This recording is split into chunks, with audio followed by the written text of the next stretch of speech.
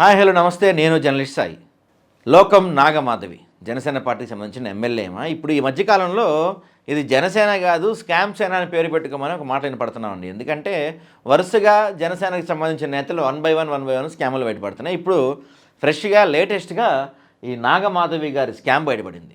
ఇవేం చేశారంటే సంబంధించిన ఒక కంపెనీ ఉంది, మిరాకిల్ అనే ఒక కంపెనీ ఉందంట.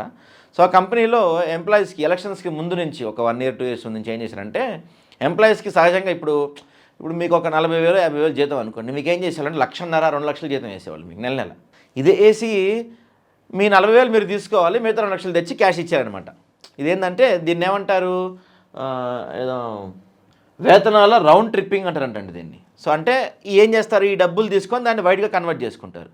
సో ఇట్లా ఒక 2 సంవత్సరాలు జరిగిందని గతంలో ఆ కంపెనీలో పనిచేసిన ఆనంద్ అనే వ్యక్తి మన లోకల్ కంప్లైంట్ ఇచ్చారంటే, లోకల్ అధికారులకు కంప్లైంట్ ఇస్తే వీళ్ళెవరో పట్టించుకోలేదు.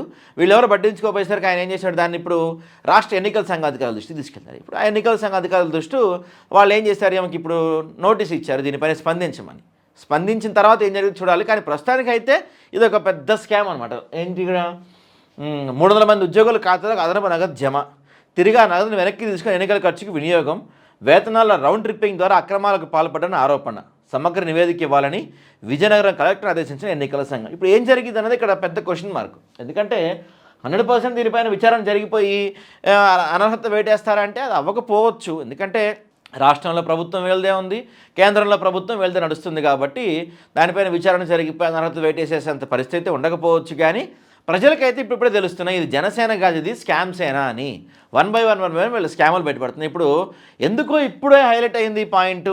ఆయన ఆనంద్ అనే వ్యక్తి ఇప్పుడే ఎందుకు ఇది చేయాలి అంటే, గతంలో ఎప్పుడు ఆయన కంప్లైంట్ చేసిండు, కథ నడుస్తూ వచ్చింది.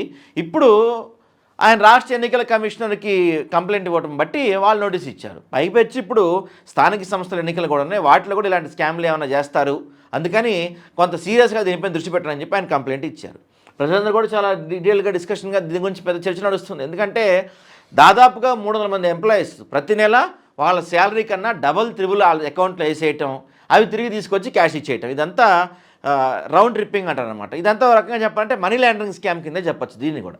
సో మీకంతా నాకంతా ఇట్లా ఒక మధ్య జరిగే ఒప్పందం ఎంఎన్సీ కంపెనీని అడ్డం పెట్టుకొని ఏమో చేసిన ఈ కథ మొత్తం ఇప్పుడు బయటకు పడింది. పేరుకేమో సిద్ధాంతాలు ఉంటాయి మాకు, అసలు మేము తప్పు చేయము, తప్పు చేస్తే తలలు తీసి చట్టాలు రావాలని చెప్పి వాళ్ళ అధినాయకులు జనసేన నాయకులు పవన్ కళ్యాణ్ గారు చెప్తూ ఉంటారు. కానీ వాళ్ళ పార్టీ నాయకులనేమో వన్ బై వన్ ఒక్కొక్కటి బయటికి వస్తూ ఉంటుంది. ఇవి అయితే వీడియోలు వస్తాయి బయటికి, లేకపోతే ఎఫ్ఐఆర్లు బయటకు వస్తాయి, లేకపోతే ఇట్లాంటి స్కాములు బయటకు వస్తూ ఉంటాయి. నిజంగా 21 మంది ఎమ్మెల్యేలు 21 ముత్యాలు దొరికినట్టు చెప్పుకోవాలి మనం రాష్ట్రానికి. నేను అంత చేస్తాను ఎంత చేస్తాను ఓ కబుర్లు చెప్పే పవన్ కళ్యాణ్, మరి ఇప్పుడు దీనిపైన స్పందించండి. నిన్న అరవసలేదర మనుషులు రోడ్డుపైన ఒక మహిళను కొడితే ఇంతవరకు పవన్ కళ్యాణ్ స్పందించలేదు. ఇంక ఈ అంశం గురించి ఎందుకు స్పందిస్తాడో చెప్పండి. ఆలోచించాలి ప్రజలు, చెప్పే మాటలేంటి, చేసే పనులేంటి. 21 మంది ఎలాంటి మనుషులు ఉన్నారు, ఒక్కొక్కళ్ళు ఒక్కొక్క కథ బయటికి వస్తుంది కదా. పోలవరం ఎమ్మెల్యేది ఒకటి వచ్చింది, తర్వాత ఇంకొక ఎమ్మెల్యేది వచ్చింది, ఇప్పుడు ఏమది వస్తుంది, ఇట్లా ఒక్కొక్కళ్ళు బయటికి వస్తున్నాయి. అసలు జనసేన ఇది స్కామ్ సేన అని ప్రజలందరూ కూడా మాట్లాడుకుంటా ఉన్న పరిస్థితి కనపడుతుంది. మరి ఇప్పుడు దీనిపైన ఎలాంటి విచారణ జరుగుతుంది, ఏం పైన అర్హత వేడిపడే అవకాశం ఉందా అంటే దాదాపు లేదనే చెప్పాలి. ఎందుకంటే ప్రభుత్వం వాళ్ళ చేతిలో ఉంది, అధికారులు వాళ్ళ చేతిలో ఉంటారు. బహుశా దీన్ని కొంత లాగి అటు చేసి ఇంకొంత దీనిపైన పెద్ద ఇష్యూ అవుతుంది, ఒకవేళ ఈమెపై అనర్హత వేడిపడే అవకాశం ఉందనుకున్న టైంలో ఏం చేస్తారు, ఇంకేదైనా ఇష్యూని తెరపైకి తీసుకొచ్చి ఈ ఇష్యూని డైల్యూట్ చేస్తారు.